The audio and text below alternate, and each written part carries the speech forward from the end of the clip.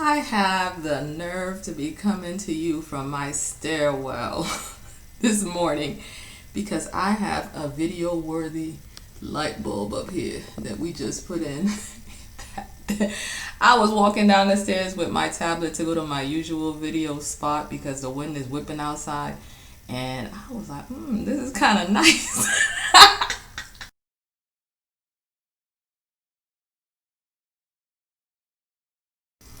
I wanted to come back and do this reading video largely because of the curiosity and the questions that I got on hair videos about what reading curriculum I'm working with Mocha Baby on.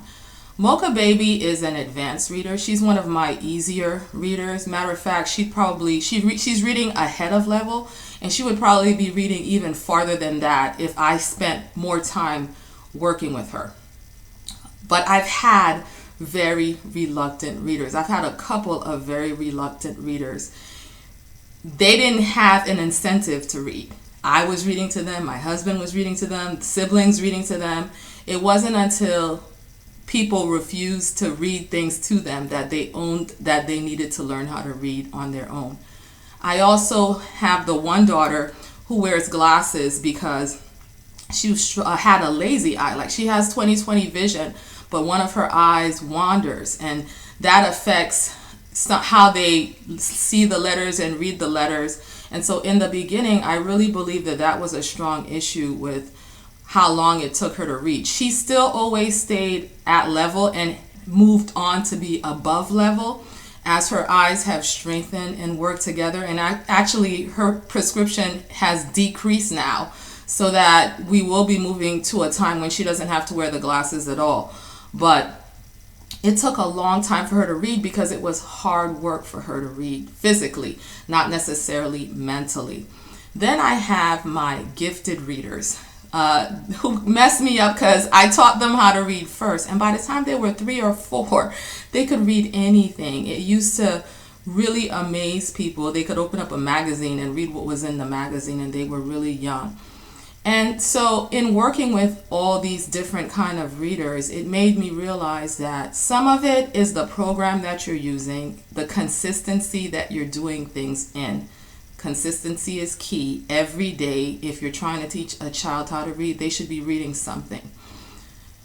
Some of it is them. Some of it is their wiring. Some of it is how it all comes together in their mind. It's definitely not 1 + 1 = 2 and now they can read.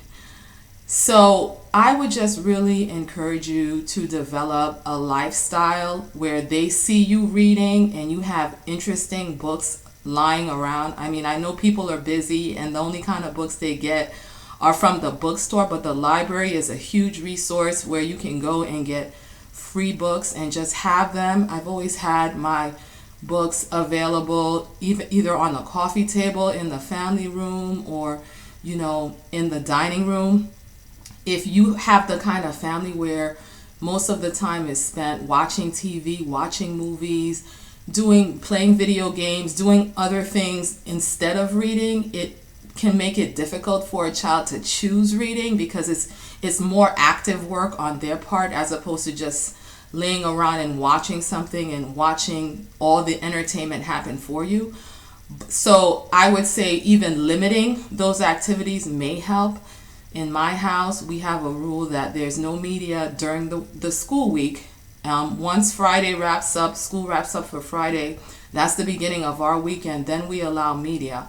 But during the week, there's no media. So go play outside, read your book. They have to do other things, and I think that helps. So for the person that wanted to know what curriculum I'm using, I always start off with teach your child how to read in 100 easy lessons, and I'll link the information for that down below. It's more of an approach to kind of break down the process and mechanics of reading to your child. I think it's another method other than a phonics method, even though it does use some kind of phonics rules. It's not like a hardcore phonics program. So once my kids grasp the mechanics, then I move on to a phonics based program like I Can Read It, I can read it storybooks, but there's also a phonics program.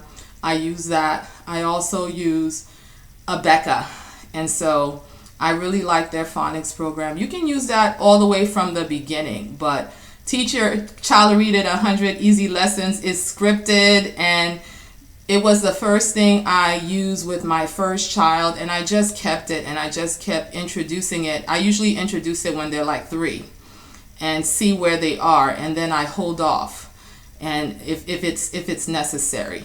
Some of my kids, like the speedy readers, they could read just off of doing half of those lessons, maybe not even half. For my really gifted reader, head Mocha girl, you know, she was really little. Oh, that's P and C. You know what I'm saying? It was just really, you know, and then I had the one reader, I've been working on A with you all week. It's Friday. What letter is this? I have no idea. And after that, I'm just looking for easy readers, Bob books, things like that they can read on their own. So keep your sessions short. Short and frequent is more important than long agonizing sessions every day.